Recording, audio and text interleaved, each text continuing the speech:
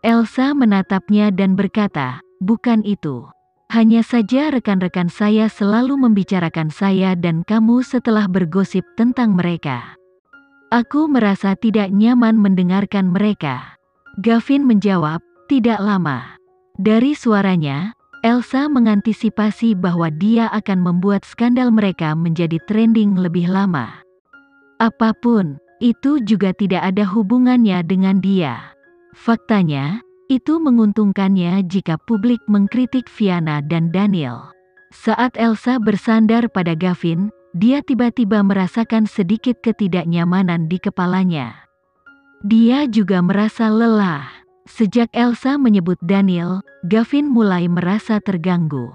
Dia sedikit mengernyit saat dia dengan ragu memikirkan malam pertamanya dengan Elsa.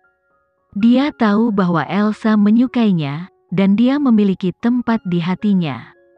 Namun, setiap kali dia memikirkan omong kosong yang dia ucapkan malam itu, dia mulai meragukan dirinya sendiri.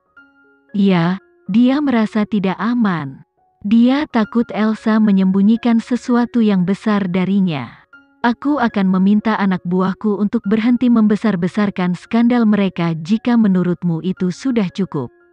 Dia menunggu lama untuk jawaban Elsa, tapi tidak ada. Dia menundukkan kepalanya dengan curiga, dan benar-benar tidak bisa berkata apa-apa dengan apa yang dilihatnya. Dia tidak tahu kapan Elsa tertidur. Dia tidak bisa membantu tetapi mendesah lembut, "Kau benar-benar goblin yang tak berperasaan." Dia menyesuaikan tubuh Elsa secara horizontal di lengannya. Saat dia hendak membawanya ke kamar, dia melihat kemerahan yang tidak biasa di wajahnya. Gavin menyentuh kepalanya. Namun, kerutan di dahinya semakin dalam ketika dia menyadari bahwa dia sangat panas. Dia secara naluriah menyalahkan dirinya sendiri. Lagi pula, ketika mereka berada di dalam mobil, dia berjanji akan mengeringkan rambutnya begitu mereka kembali. Dia tidak percaya bahwa dia telah melupakannya begitu mereka kembali. Mengapa dia pergi di bawah hujan jika tubuhnya sangat lemah? Memikirkan hal ini, Gavin benar-benar ingin memberinya pukulan yang bagus. "Elsa." Dia memanggil namanya dengan lembut. Namun, Elsa hanya membalasnya dengan cemberut dan gumaman pelan. Dia bahkan tidak membuka matanya, mungkin karena dia merasa tidak enak. Melihat ini, dia buru-buru menggendongnya ke atas dan segera menelepon Bastian di sisi lain. Bastian mengira dia sedang bermimpi ketika dia melihat nama Gavin di ID peneleponnya. Gavin hanya akan mengambil inisiatif untuk meneleponnya jika ada sesuatu yang sangat mendesak. Kalau tidak, dia tidak akan repot-repot memeriksanya. Apalagi hari ini adalah peringatan kematian paman. Apa yang sudah terjadi? Memikirkan hal ini, Bastian dengan cepat menjawab panggilan itu. "Gavin, apa yang sedang terjadi?" Gavin tidak repot-repot memberitahu Bastian terlalu banyak detail. Dia berkata dengan suara yang dalam, "Cepat datang ke vilaku." Ini membuat Bastian semakin khawatir. "Apa yang sedang terjadi?" Gavin menjawab, "Datang saja ke sini cepat." Setelah mengatakan itu, Gavin mengakhiri panggilan. Hanya orang ini yang begitu sombong untuk menuntut jasanya. Namun, Gavin sama sekali tidak meminta bantuannya tahun ini. Karena yang pertama mengambil inisiatif untuk memanggilnya, Bastian tidak punya pilihan selain menemuinya. Gavin membelai dahi Elsa dan menyadari bahwa itu lebih panas. Dia berdiri untuk membawa kotak P3K-nya. Kebetulan ada beberapa bantalan pendingin di dalamnya. Dia dengan hati-hati meletakkan bantalan pendingin pada Elsa. Mungkin rasa dingin telah mengejutkannya, jadi dia mengangkat tangannya untuk menyentuh dahinya. Gavin memegang tangannya dan menghiburnya dengan lembut, "Jangan bergerak. Kamu sedang demam sekarang, dan bantalan pendingin ini akan membantu menurunkannya." Elsa setengah sadar dan linglung. Setelah mendengar apa yang dikatakan Gavin, dia merengek lagi. "Mengapa saya memiliki nasib buruk seperti itu?" "Jangan khawatir. Dokter sedang dalam perjalanan sekarang. Saat dia mendengar kata dokter, Elsa tersentak bangun. Dia menyipitkan matanya ke arah Gavin dan berbisik, "Aku tidak ingin disuntik." Gavin tidak punya pilihan selain membiarkannya melakukan apa yang diinginkannya. "Oke, tidak akan ada suntikan, kamu hanya perlu minum pil." Baru saat itulah Elsa merasa tenang. Namun, matanya tertutup tak terkendali setelah itu, dan dia tertidur lelap. Di sisi lain, Bastian bergegas ke villa di bawah guyuran hujan.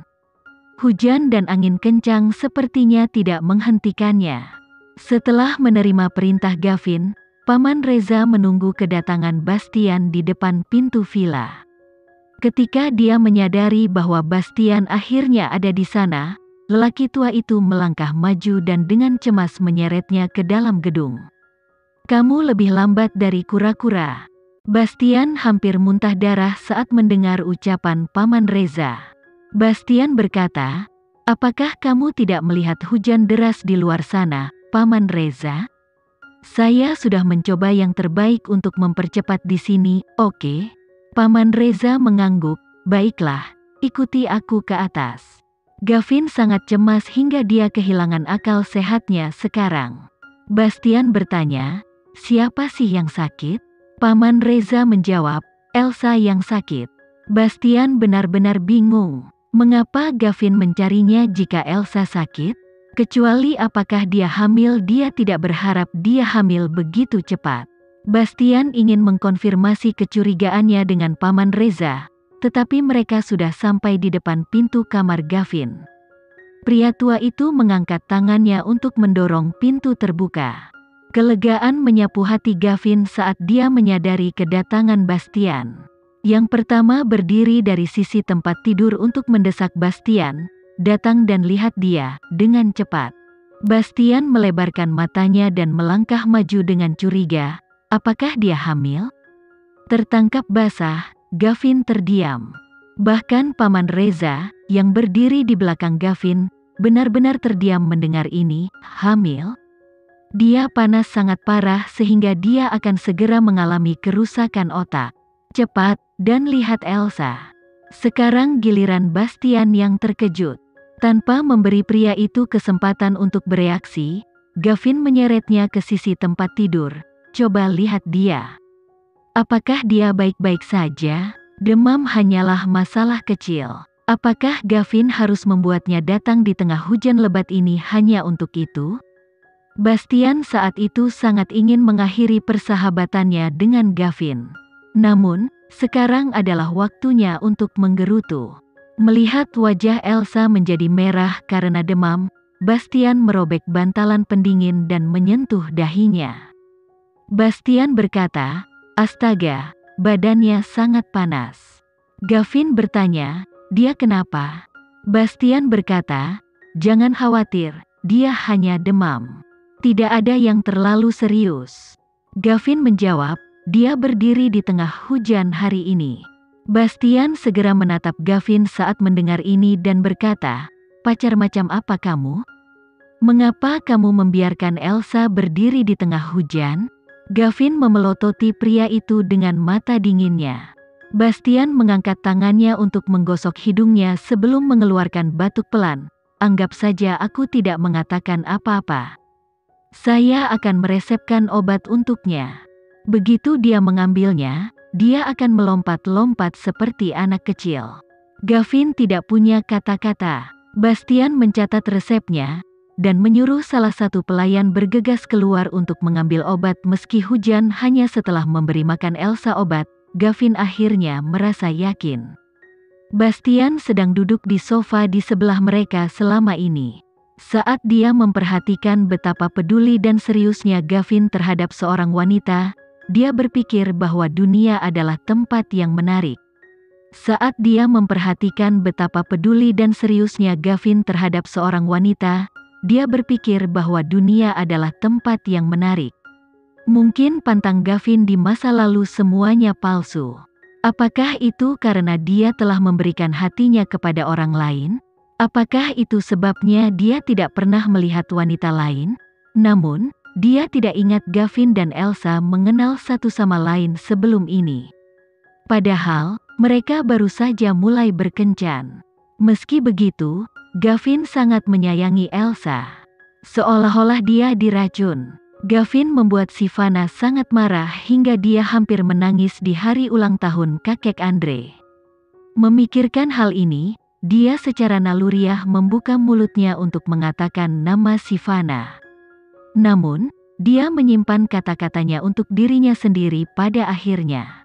Dia juga menatap Elsa di samping tempat tidurnya seperti malaikat pelindung. Bastian berkata, "Gavin, dia sudah meminum obatnya. Dia akan baik-baik saja setelah tidur sebentar. Kamu tidak perlu menjaganya seperti itu." Setelah mendengar ini, Gavin berbalik dan menatapnya dengan dingin, "Kamu terlalu berisik." Bastian menatap Gavin dengan marah, "Beraninya kau memperlakukanku seperti itu? Aku baru saja membantumu, namun kamu tidak hanya tidak berterima kasih kepada saya, tetapi kamu bahkan menyebut saya berisik." Sekian dulu ya video kali ini, kita lanjutkan lagi videonya di lain waktu. Oh iya, bagaimana menurut kalian? Semoga bisa sedikit menghibur kalian semua. Untuk teman-teman yang baru nonton, jangan lupa subscribe ya, hehehe. Dan kalau teman-teman ada yang ingin gabung langganan, bisa langsung gabung saja untuk dapat fitur yang menarik dan sedikit membantu Mimin. Terima kasih banyak sudah menonton, sampai jumpa lagi, bye bye bye.